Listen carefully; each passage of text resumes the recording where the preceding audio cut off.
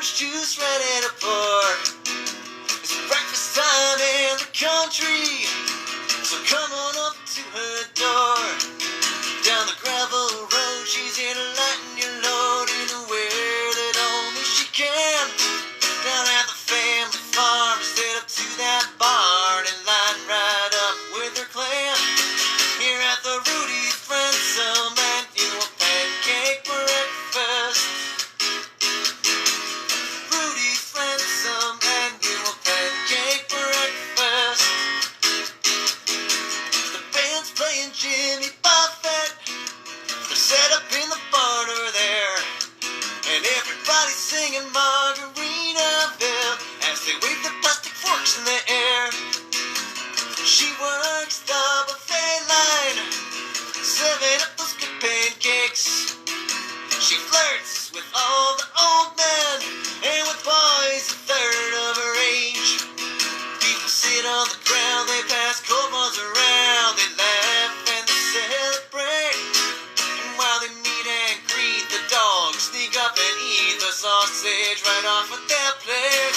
Here at the Rudy's friend, some annual pancake breakfast.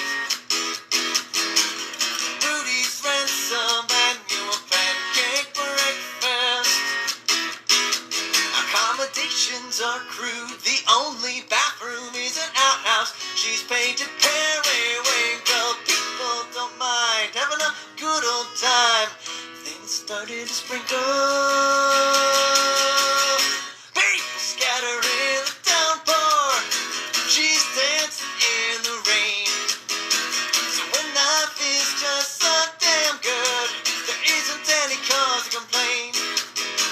She spins around while the rain's falling down. The band's playing Brown-Eyed Girl. She feels the rain on her face. She knows this is her place. She doesn't have a care in the world. Here at the Rudy's friend, some annual pancake breakfast. Rudy's friend, some annual pancake breakfast. Rudy's friend, some annual pancake breakfast. Rudy's friend, some annual pancake breakfast.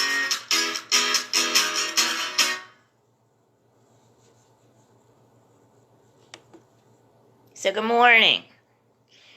Our topic today is about witnessing together, and I just thought that we would start off with a fun song from Michael Duck that some of us have heard multiple times when we were together. And so I just thought I would get us going this morning with a little happy music, a little happy memory. So now we'll settle down a little bit and start with our opening prayer. So I invite you to breathe into the sunshine this morning, the music, the waves and the greetings that are on our Facebook Live. The sense of knowing that there is no distance in spirit, that we are still one, that we are one in love, we are one in power, we are one in unity of Lehigh Valley. And so it is. Amen. So, good morning again. I hope everybody is up and ready for a new day. We're going to start with our affirmations that we usually do. There is only one power, one presence, one activity in my life and in the universe. God the good omnipotence. So we know that. We know that in the center of our being now, more than ever, we call on that one power and one presence. to join us, to unite us, and to give us the strength that we need moving through this time. Our vision, the Unity of Lehigh Valley vision, is we co-create an awakened world of peace, harmony, and abundance. And the way we co-create is to awaken ourselves. And so today we focus on our own awakening. Our mission, what is ours to do? United in love, we provide a positive environment for all people to discover and express their spiritual nature. And we continue to hold this positive environment online as long as that is necessary, as long as science tells us this is the most positive environment. And we know that through the power of spirit, through the order unfolding, we continue to allow people to discover and express their spiritual nature. We don't have to be in a building for that to happen. And we are grateful. We are grateful for the activity of spirit continuing to work through us. Our daily word today is understanding. I open myself to spiritual understanding. When I feel frustrated by a personal or professional challenge, or feel unsafe or concerned about a situation or event, I seek greater understanding. When I try to understand, I open my heart.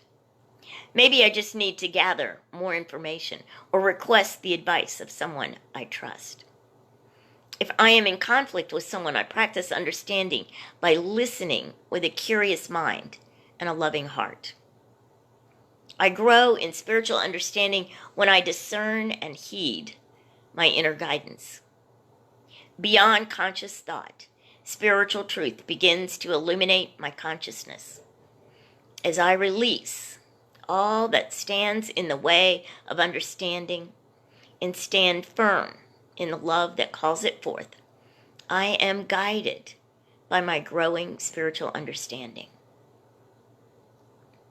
Our verse is from Psalm 119. Your decrees are righteous forever. Give me understanding that I may live. So, understanding. We might be seeking some understanding in this time as we are faced with changing challenges, a changing environment, many messages coming from all sides. And so it's helpful to know that understanding comes from inner guidance, comes from going within. My topic today is the power of witnessing. And it's really prompted by what happened after the resurrection. Because, interestingly enough, the disciples did not really believe in the resurrection, did not understand that even though Jesus continued to tell them he was going to rise again, that would actually happen. So I'm going to talk about the Bible today and our justice system and the power of spiritual community. And even if you don't like some of it, hopefully there will be some part of it that will speak to you. Now, most of you are generally aware. I know we're not Bible scholars. Many of us don't tend to like the Bible, but there's a New Testament in the Bible versus the Old Testament. And the New Testament contains the writings about Jesus, about his life and his death, and about spiritual community after his death. There are 4 chapters or books in the New Testament that are traditionally called the Gospels. And they are allegedly written by disciples or those directly in contact with Jesus during his lifetime. In the early church, there was a lot of emphasis on the disciples, and those who had had direct knowledge of the man, Jesus. Paul sort of fudged, and he said that he had direct knowledge of Jesus in his awakening that happened, and that was after Jesus died. So it was definitely a metaphysical knowledge of Jesus. But we're going to leave Paul alone today. We're just going to focus on the 4 Gospels and the disciples. The Gospels are Matthew, Mark, Luke, and John, in that order in the New Testament. We don't think that's the order they were written in. Mark seems to be the oldest and seems to be a source of information for the other Gospels. But the 4 Gospels don't have all the same stories or exactly the same language about the same stories. Each writer has his own perspective, and scholars will tell us they had their own agenda.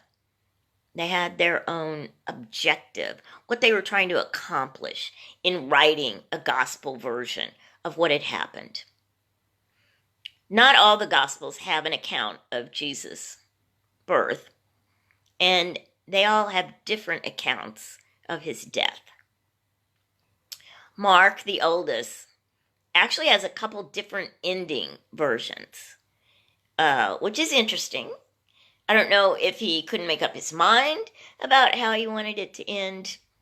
Generally, a figure appears and tells Mary Magdalene to go and tell the disciples to meet Jesus in Galilee.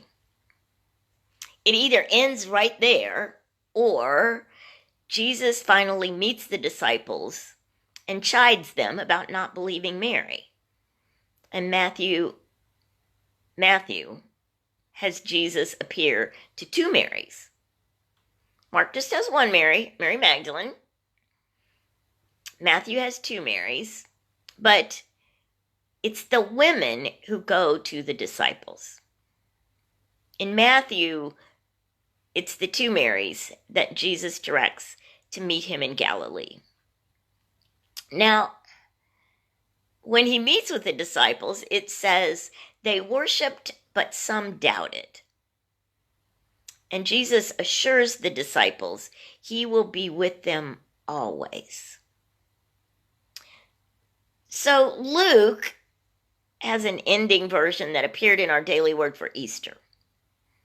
After the women told the disciples, and they did not believe, Jesus appears to 2 followers who are not disciples on the road to Emmaus, and they do not recognize him until he breaks bread and blesses it. And in that moment of recognition, he vanishes. But these 2 go to the 11 disciples, and Jesus appears to them all. He eats a fish, blesses them, and then leaves. So, in these 3 Gospels, Matthew, Mark, and Luke, we see a theme. And that is the disciples not believing Jesus when he appears. Not believing the Marys when they tell them that the tomb is empty and that Jesus wants to meet them in Galilee. I think this is human nature. We're used to believing after seeing. And I would guess the early church had a tough time selling the resurrection because at that point there was no film at 11 that would confirm that indeed Jesus has risen. There's just all this miracle talk in the Gospels, in the early church, and that's part of why they wanted to depend on people who had actually known Jesus. They wanted some element of witnessing. Now, the 4th Gospel is John. And John is most likely the last Gospel written. Its style is very different, and its information is very different. It's more mystical and metaphysical. And yet, in John, we find the most effort to tell a story about witnessing. Witnessing a risen Jesus after the crucifixion. Now, part of that might be because by the time John is writing, he knows how much trouble they're having convincing people that Jesus rose after the crucifixion, that this is a real thing. And so John has Jesus appear to Mary Magdalene, but she doesn't recognize him. And then 3 times he appears to the disciples. 3 times Jesus appears to the disciples. The 3rd time is the fishing trip. So as part of these 3 times, he addresses the doubts of Thomas and has Thomas touching the wounds in his hand. And he cleans up the messiness about Peter denying him 3 times by asking Peter 3 times if he loves him. The Gospel of John ends, "This is the disciple who is testifying to these things and has written them, and we know that his testimony is true. But there are also many other things that Jesus did. If every one of them were written down, I suppose that the world itself could not contain the books that could be written." John calls himself the witness, testifying. And he attests to his own veracity. There's a power in witnessing. Evangelical churches will ask for a witness who will testify about the power of Spirit in their lives. Unity is not evangelical, and yet we look to the evidence of the power of our teachings being demonstrated in the lives of those in the church. You look to me to tell you stories about how the power of Spirit has appeared and done works in my life. We want to see the teachings at work. Charles Fillmore observed the healing in Myrtle Fillmore and then set about a prayer practice to see if it would work for him. It was not enough for him to witness the healing in Myrtle. He wanted it to work for himself. So Charles, in his writings, ends up testifying not only about Myrtle's healing, about his own experience in business and in health. You may know that our judicial system is built upon evidence of guilt or innocence. And one of the strongest pieces of evidence is a witness.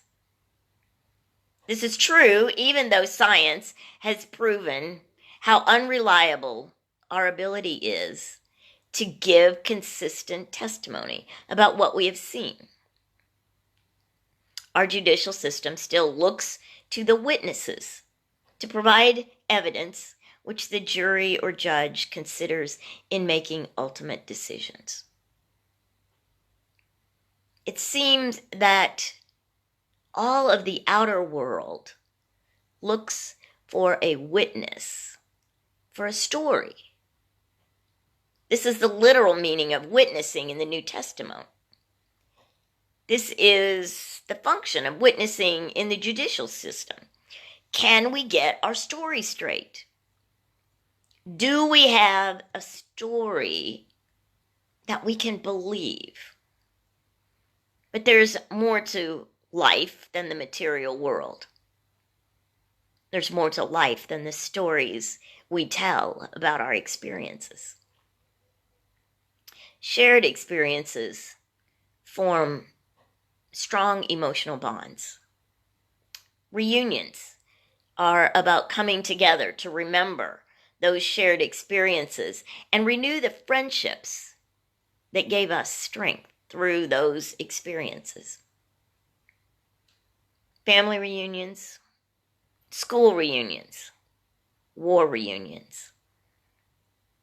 In years to come, this group of congregants Those of you who are active in the ministry that is not being defined by the walls of a building will remember this experience together. You will recall those first online sermons and services. You might remember the Maundy Thursday with Bring Your Own Communion and the Easter with no flowers. You will remember the things that kept us together when physical distancing was necessary. You will remember our strength, our grief, our resolve, and our creativity. You will remember together, and in the midst of this experience right now, we remember for each other.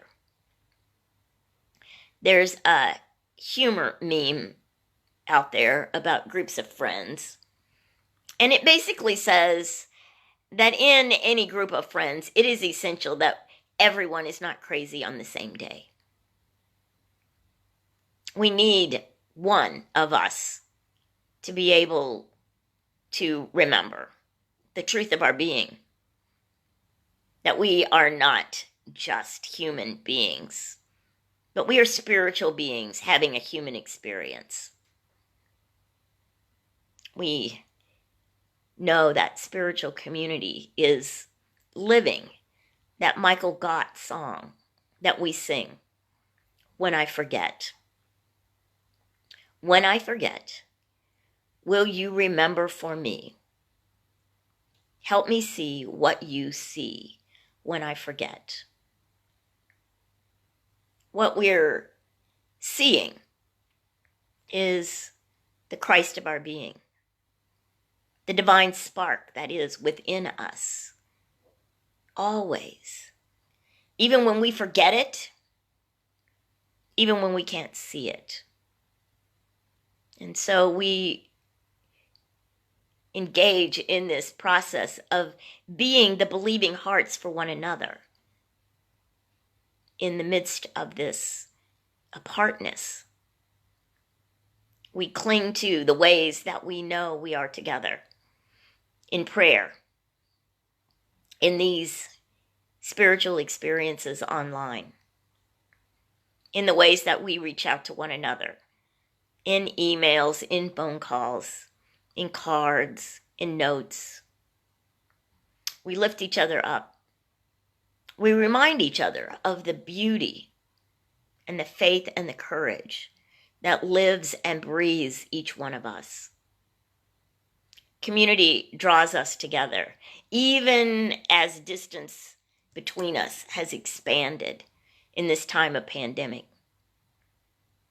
Witnessing also helps us remember what is important. What is it that we want to be able to tell others about this experience of ULV? John ends his gospel account with, and a lot of other stuff happened, but the world could not contain all the accounts of miraculous stuff. Each gospel writer bore witness to those portions of the experience of Jesus' teachings that resonated with him, that fit within his perspective, that shaped his own faith and belief. More than the storylines, the Gospels bear witness to the mark that Jesus' teachings left on the souls of those he touched. In the time to come, we will not all remember the same things. We will give different accounts of what happened. And yet we will all bring forward the parts that are important in shaping who we are becoming. And we will witness in a way that reflects our filters, our values, our experiences. The Gospels do contain some of the same material, some of the same stories. So what is it that we will all remember? How will our accounts reflect our community and our values embodied in the spiritual essence of ULV? Because we are individuals, and yet we are individual parts of one spiritual consciousness. We have one vision, one mission. Because we are unity of Lehigh Valley in expression, in our oneness. And I suppose what we remember, what comes forward, will depend on how this experience ends up changing ULV. We will not be able to go back to exactly how we are. I will be gone. The church has lived outside the walls for so long. How do we want to maintain that life? That life of church outside a building when a life back in the sanctuary is again possible? What have we gained from this experience that we don't want to lose? And what will we want to let go of and not return to? We get to shape how we will be after all of this is over. So it's good for us to reflect on how we want that to be. What do we want our future to be? How do we want to co-create that awakened world of peace, harmony, and abundance after we've seen what we have seen? In the coming months, lean into the power of witnessing and the power of spiritual community. Listen to one another and honor those common bonds. Honor the different perspectives and the filters that each one brings, and allow those different stories to enrich the experience. 4 Gospels, witnessing one teacher.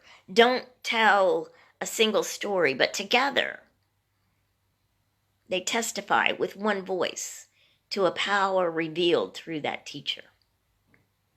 Witness the powerful love that you are as spiritual community at Unity of Lehigh Valley. Witness the love which shines through each one of you, that shines through each one of us. Be the believing hearts for one another. And know that I will always be a part of that believing heart, that part of spiritual community that is Unity of Lehigh Valley. I want to play another Michael Duck song that we know that he's done for us. I've been waiting here in boxes, this cardboard reverie, handwritten notes and yearbook quotes on who you used to be, and all these faded photographs and hopeful memories, wondering when you'd rediscover me.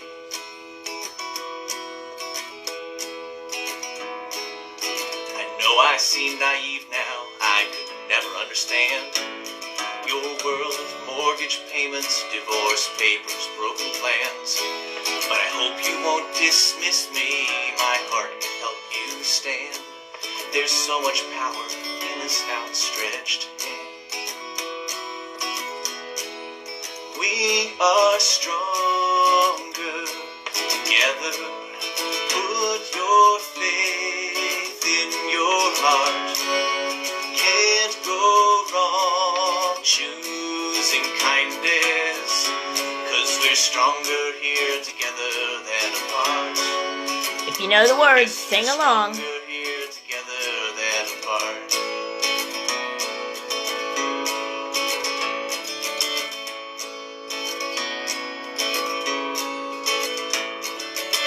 I can see the world you're in still has a ways to go.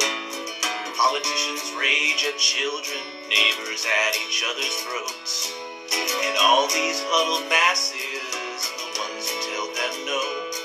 There's so much fear, they all need us to show. We are stronger together. Put your faith in your heart. Can't go wrong choosing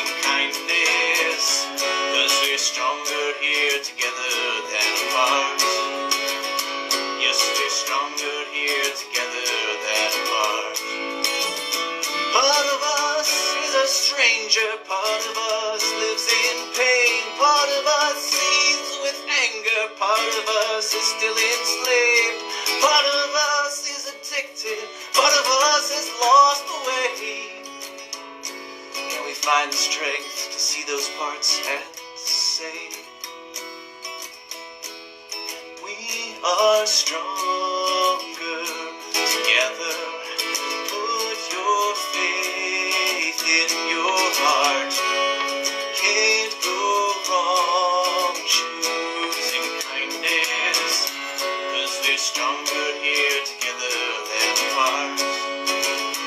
'Cause we're stronger here together than apart. So, this is the part of the song where I usually invite people to sing along with me, and this is a little unusual because I can't hear any of you and none of you can really hear each other. But I think, unusually, a lot more of us than usual are in a place where we can actually sing out loud in front of our computers and no one else is going to care. So if you'd be willing to try singing along with me, I'll shout out some words and you can give it a shot. We will try to come together that way virtually, even though we are separated. If you want to just tap out some lyrics on your keypad there and share those with the group, that's just fine too. Right? The first word is that we are stronger together. We are strong. And I will post the link. In your heart. Put your faith in your. Can't go wrong choosing kindness. Can't go wrong choosing. 'Cause we're stronger here together than apart. 'Cause we're stronger here together than. Yes, we're stronger here together than apart. Yes, we're stronger here together. We are stronger together. We are stronger. Put your faith in your heart. Put your faith. Can't go wrong choosing kindness. Can't go wrong choosing. But we're stronger here together. 'Cause we're stronger here together than. Yes, we're stronger. Yes, we're stronger here. We are stronger together. We are stronger. Put your faith in your heart. Put your faith. Can't go wrong choosing kindness. Can't go wrong choosing. We're stronger here together. We're stronger here together than. Yes, we're stronger. Yes, we're stronger here together than apart.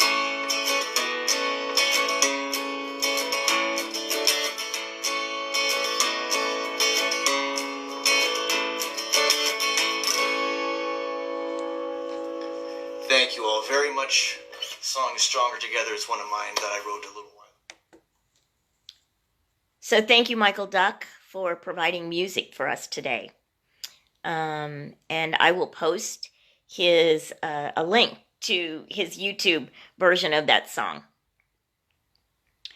So let's take a moment to go into meditation as we have sung ourselves into coherence, into being on that wavelength of love and kindness and togetherness. So if you feel comfortable, just close your eyes and take a breath and feel your breath in your heart.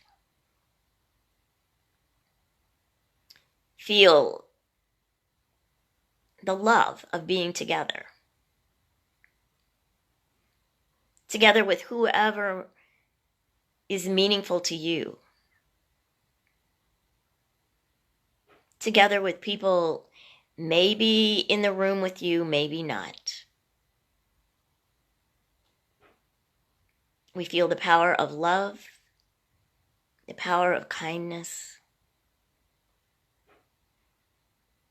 We know that spiritual community witnesses to the power of love.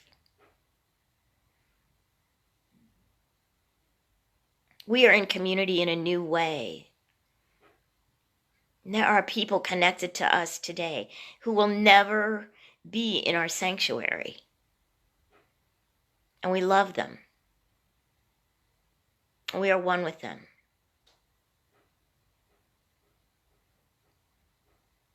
We know that this love will guide us going forward as we make decisions about how to be spiritual community in a new era with technology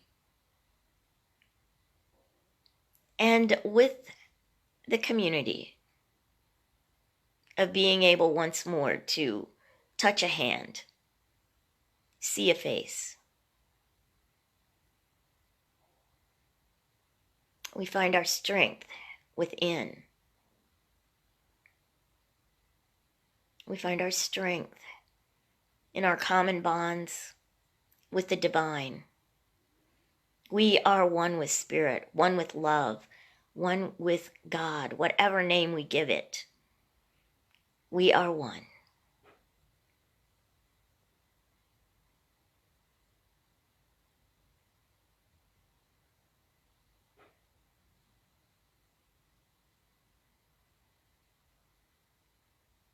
As we move forward in the coming days and weeks and months, our lives will bear witness to the power of oneness. And so it is. Amen. So, this is the place where we usually do our offering blessing, and we do appreciate that offerings continue to come in through our online donation button on our website and through checks that are mailed. We do appreciate it, and we are grateful to be able to continue to pay our bills and to support our staff. So we bless our gifts. We just hold them in our hands, in our hearts, and we know that Divine Spirit through me blesses and multiplies all that I am, all that I have, all that I give, and all that I receive. And so it is. Amen. And I have a correction. Last week I said that we tithed to musicians. We did not. We tithed to the Second Harvest Food Bank. So we will see about tithing to musicians in the future. We have a healing prayer for continued healing for Sunset. She's in rehab, and so we bless her on that continued healing journey. If you want to submit prayer requests, you can either put them in the comment section. I spend some time after the service is over going through and responding to comments. And you can put prayer requests in the comment section. You can email your prayer chaplain if you are a member, and you should have some contacts from your prayer chaplain, so you should be able to respond to your prayer chaplain. You can email me, revjoy@rcn.com. And you can also continue to submit prayer requests to Silent Unity on their website and through their phone system that is getting ready to expand a little bit. 6 a.m. to 2 a.m., I think, will be their new hours. We have an announcement that there will be another Zoom healing service facilitated by Maggie Schlam next Sunday at 11:30. You do need an email to be able to get that Zoom link for security reasons. So if you just send an email or message me or post something on Facebook, I will get you a Zoom link to our healing service. The discussion of Brene Brown's podcast, Unlocking Us, will continue on Monday at 7 p.m. We're using the podcast Comparative Suffering and the 50-50 Myth. If you didn't join us last week and want to join us this week, again, I need an email for your Zoom link to be sent out. So if you have not already emailed me, then give me an email and I will send you the Zoom link. If you're already on the podcast, then you should have already gotten your Zoom link for Monday. There is going to be an Earth Day service next week, and I want to invite everyone to contribute to that Earth Day blessing. You can contribute by sending a blessing for the earth to me. Either email revjoy@rcn.com, or you can submit your blessing on a post that's going to appear later today on Facebook. But the idea is I will read your blessings as part of our service. So we'll be able to all get on that blessing participation. Rick wants to invite you to join a coherence call at 11:30. That's been featured in our Wednesday email. So we will figure that out. Another way to get that to you. Eva is asking for prayers for her nieces who are frontline workers in New York City. The Wednesday Vesper this Wednesday, which is the 50th anniversary of Earth Day, is going to be about man's dominion. What does it mean in Genesis when it says God gives man dominion over all the earth? And our children's chat is going to be about earth words. And what are some good word booster words that will help and heal our earth? So, we've come to that time and place where we end our service. You can continue to post comments, and I invite you to join me in our prayer for protection. The light of God surrounds us. The love of God enfolds us. The power of God protects us. The presence of God watches over us. Wherever we are, God is. May peace prevail in the hearts and minds of all beings. And so it is until I see you again.